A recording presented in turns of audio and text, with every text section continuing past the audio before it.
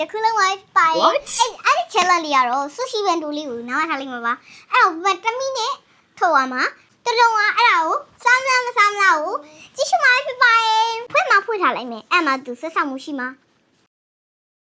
တော်တော်ကြီးမမလေးဒီမှာဒါလိထောက်ခဲ့ရင်နော်ဘယ်သူမှမစားသေးနဲ့နော်တော်တော်လည်းမစားနဲ့နော်မမလည်းမစားသေးဘူးပြန်လာမစားမယ်တူတူမတက်လက်သွားလိုက်အောင်မယ်ဘိုင်ဘိုင်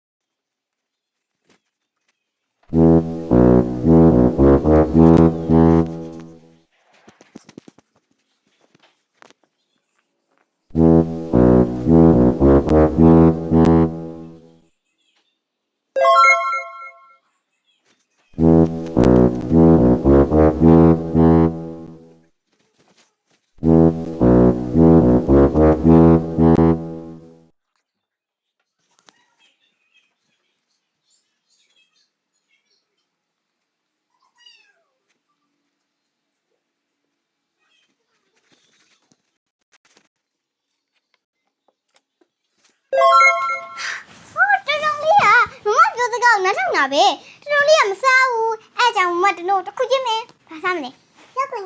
ဘယ်စားမမောက်လည်းညှို့ထုတ်ပြဘယ်လေးစားကြင်ဒီရလားโอเคရောဒီဟောဒီလိုစားကြမယ်โอเคဝိ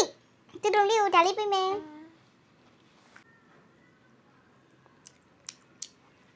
တော်တော်လေးကတော်တော်လေးမာရဲ့မမပြောစကားကိုတော်တော်နားထောင်နေမပတ်နဲ့တော်တော်လေးရဲ့ဗီဒီယိုလေးကိုဆုံးဖြတ်ကြည့်ပြရကျေးဇူးပါ